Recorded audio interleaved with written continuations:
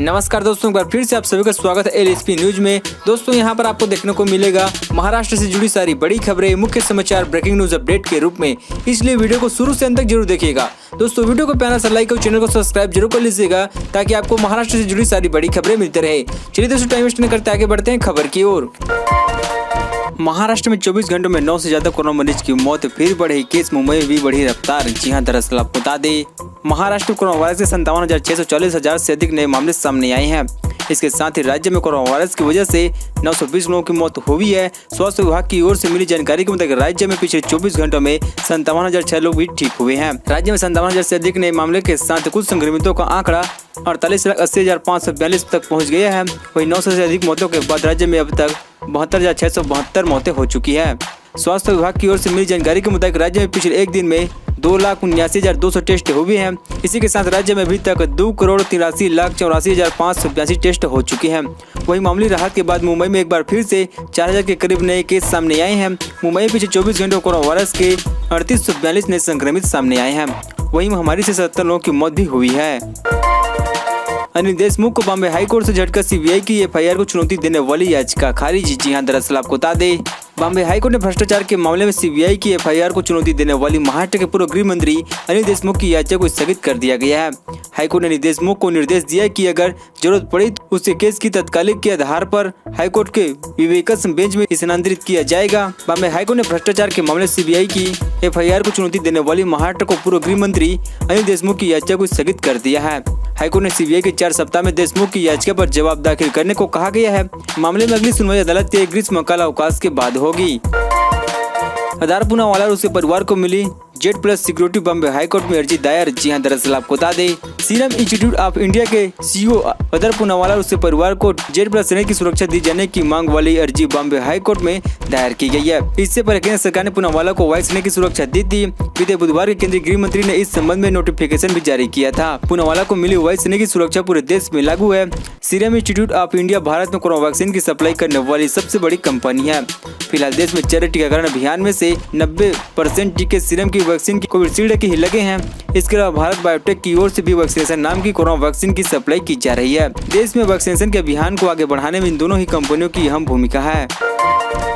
देशमुख के खिलाफ दर्ज केस को लेकर हाईकोर्ट पहुंची महाराष्ट्र सरकार, कुछ हिस्सों पर जताई आपत्ति। जी हां, दरअसल आपको बता दें महाराष्ट्र सरकार ने बॉम्बे हाईकोर्ट में अर्जी देकर आरोप लगाया कि राज्य के पूर्व गृह मंत्री अनिल देशमुख के खिलाफ सीबीआई द्वारा दर्ज की गई प्राथमिक का कुछ हिस्सा प्रदेश में सत्तारूढ़ शिवसेना नीति गठबंधन को स्थिर करने की कोशिश का हिस्सा है। राज्य ने अनुरोध किया कि सीबीआई को प्राथमिकता के उक्त हिस्से को हटाने का निर्देश दिया जाए। अदालत को 30 अप्रैल में दी गई अर्जी में सरकार ने दावा किया कि सीबीआई ने प्राथमिक में फिलहाल निलंबित चल रहे मुंबई पुलिस के अधिकारी सचिन वाजे के पिछले साल हुई तैनाती और अन्य पुलिस अधिकारियों के तबादले में भी शामिल किया गया है। राज्य सरकार ने कहा कि वकील जयश्री पाटिल द्वारा देशमुख और मुंबई पुलिस से पूर्व आयुक्त परमवीर सिंह के खिलाफ दर्ज कराई गई शिकायत में उक्त मुद्दे शामिल नहीं हैं।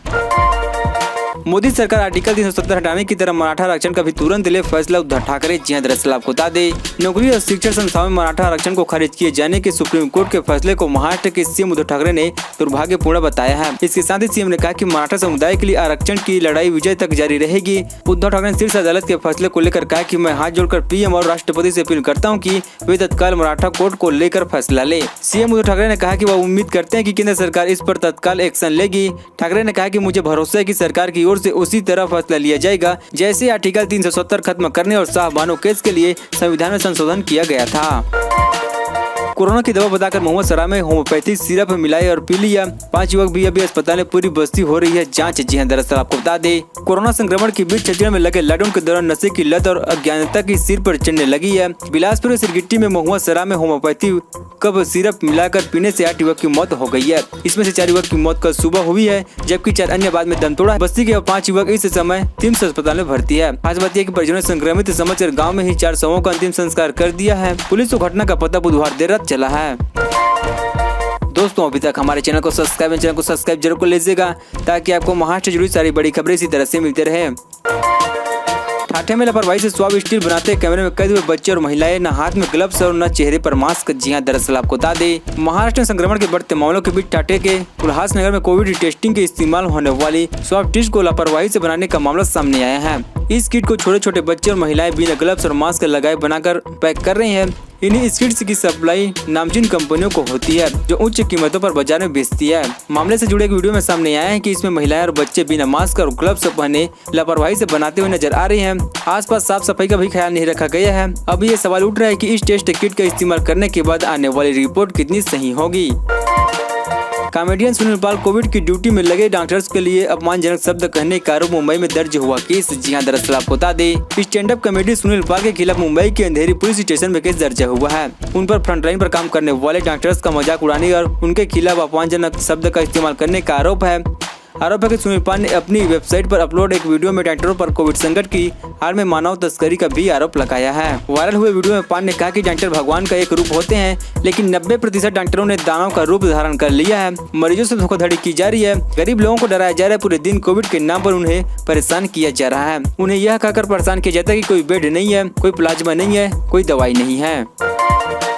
अभिनेता दिलीप ताहिल का बेटा ध्रुव ताहिल 35 ग्राम ड्रग्स के साथ हुआ अरेस्ट। एक ड्रग्स ऑफेंडर संग मिले संबंध। जी हां, दरअसल आपको बता दें, ड्रग्स मामले मुंबई पुलिस ने एक बड़ी कार्रवाई करते हुए बॉलीवुड अभिनेता दिलीप ताहिल के बेटे ध्रुव ताहिल को अरेस्ट किया है। ध्रुव के पास से 35 ग्राम एनडी ड्रग्स की जब्त हुई है। यह कार्रवाई मुंबई पुलिस की एंटी नारकोटिक्स सेल ने की है। ताजा जानकारी के मुताबिक ध्रुव ताहिल मुजाम्मिल अब्दुल रहमान शेख नाम के एक ड्रग्स ऑफेंडर से संपर्क में था।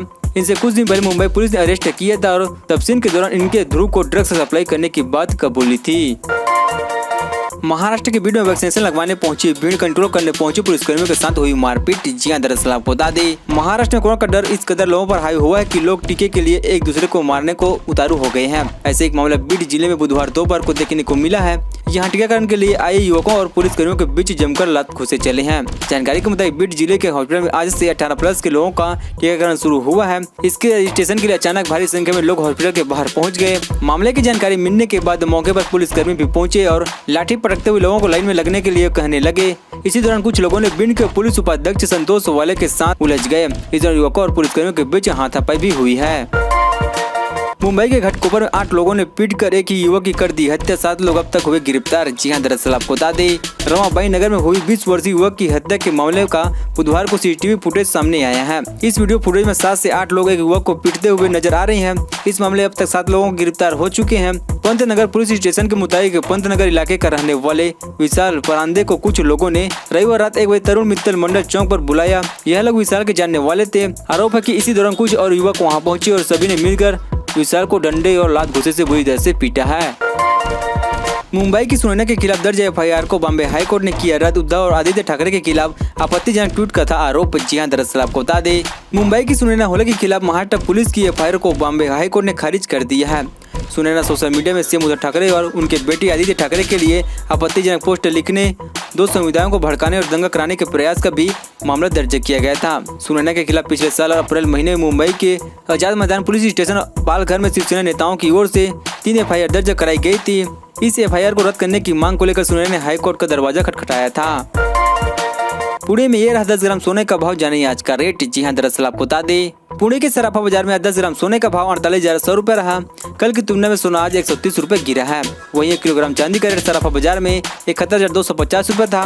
कल पुणे के सराफा बाजार में सोने का भाव 17,970 रुपए और चांदी का भाव 71,280 रुपए था। दोस्तों, खबरों का सिलसिला बस यहीं तक। दोस्तों, वीडियो की जानकारी आपको चैनल को प्यार से लाइक कीजिए।